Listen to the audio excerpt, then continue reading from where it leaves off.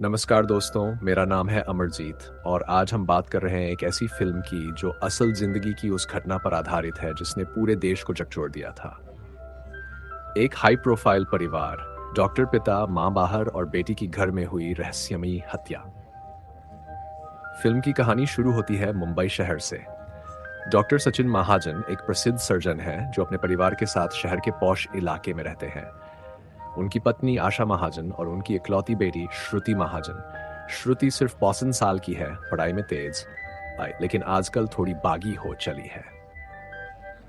घर में अक्सर पिता पुत्री में बहसें होती हैं।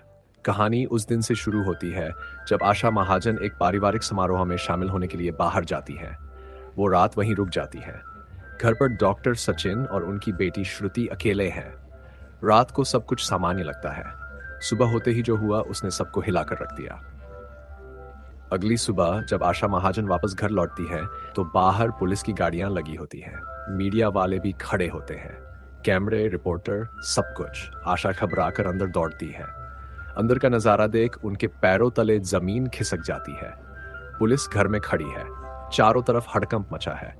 उनकी बेटी श्रुति की लाश उसके कमरे में पड़ी है, गला कटा हुआ, बेड पर खून फैला है, पूरा कमरा अस्त व्यस्त है। डॉक्टर सचिन वहां खड़े हैं, उनका चेहरा सफेद पड़ा है।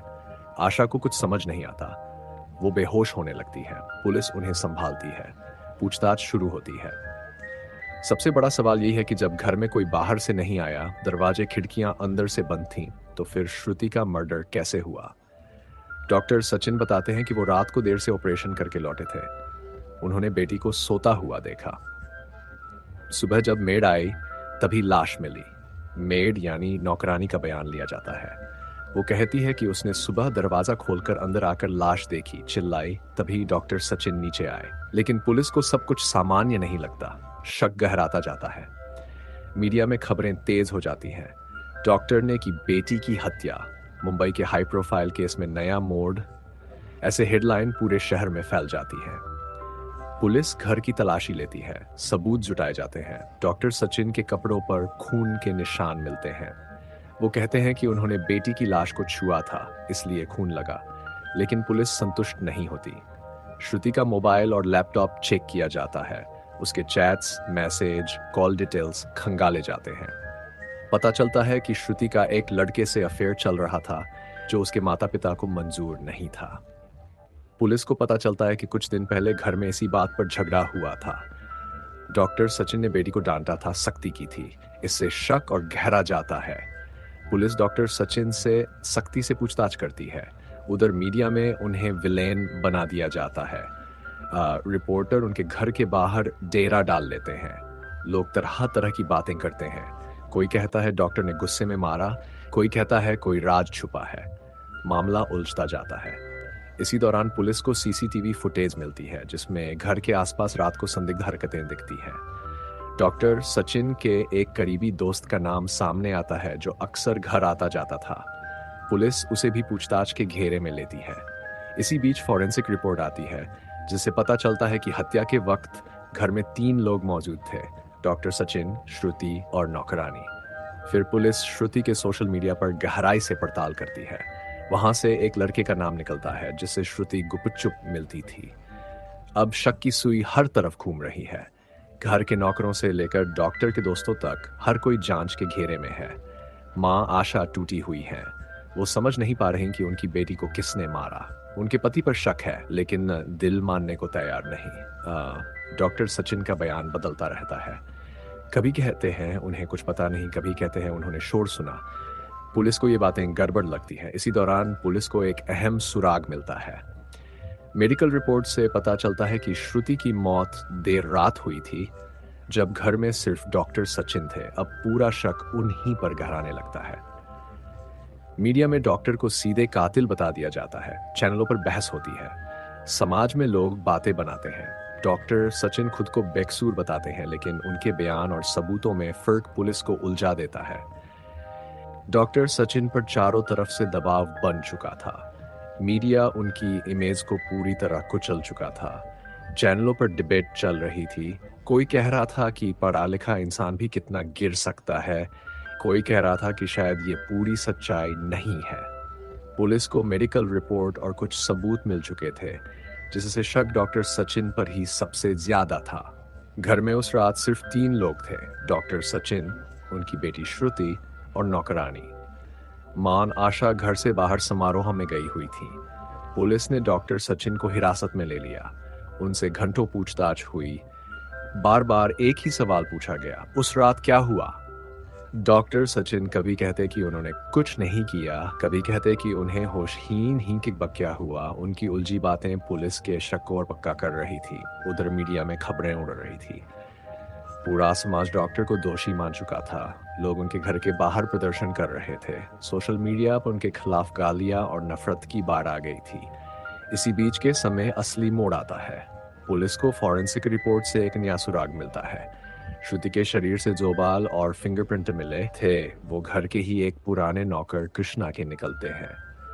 कृष्णा उस घर में सालों से काम करता था, लेकिन कुछ महीनों पहले उसे निकाल दिया गया था। उसकी वजह से घर में चोरी की आशंका भी उठी थी।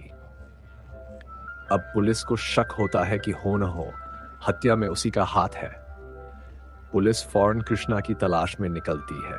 उसे पकड़कर थाने लाया जाता है। कृष्णा पहले बयान बदलता रहता है, लेकिन जब पुलिस सख्ती से पूछती है तो धीरे धीरे पूरी सच्चाई सामने आती है।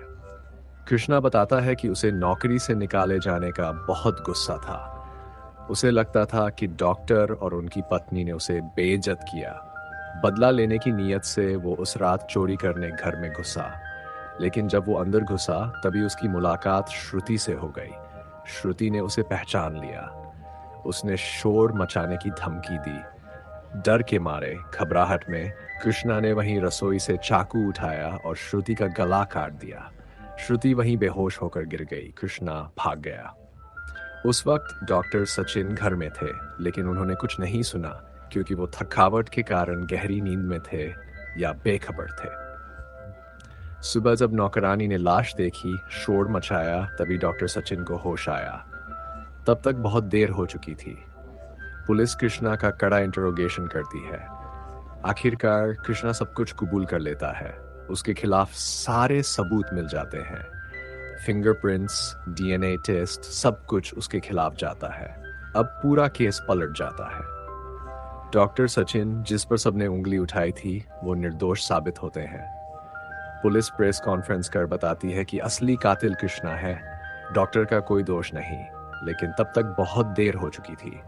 समाज ने डॉक्टर सचिन को कातिल मान लिया था। उनकी इज्जत मिट्टी में मिल चुकी थी। मीडिया उन्हें विलेन बना चुका था। लोगों ने बिना सच्चाई जाने ही फैसला सुना दिया था। आशा महाजन टूट चुकी थी। अपनी बेटी को खोने का दर्द, ऊपर से पति पर लगे झूठे आरोप, सब मिलाकर उनका जीवन बिखर गया था।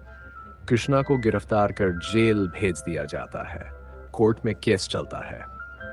सबूतों के आधार पर कृष्णा को उम्र कैद की सजा सुनाई जाती है। लेकिन फिल्म यहीं खत्म नहीं होती। इसका असली संदेश अंत में सामने आता है। कहानी दिखाती है कि कैसे मीडिया ट्रायल, समाज की जल्दबाजी और अधूरी जानकारी किसी भी इंसान की जिंदगी तबाह कर सकती है। डॉक्टर सचिन तो निर्दोष साबित हो गए, लेकिन जो मानसिक और सामाजिक नुकसान हुआ, उसकी भरपाई कभी नहीं हो सकती। फिल्म का आखिरी सीन दिखाता है कि डॉक्टर सचिन अकेले अस्पताल के कॉरिडोर में खड़े हैं। उनकी आंखों में गहरा दर्द, खोखलापन और भीतर से टूटी हुई जिंदगी झलकती है।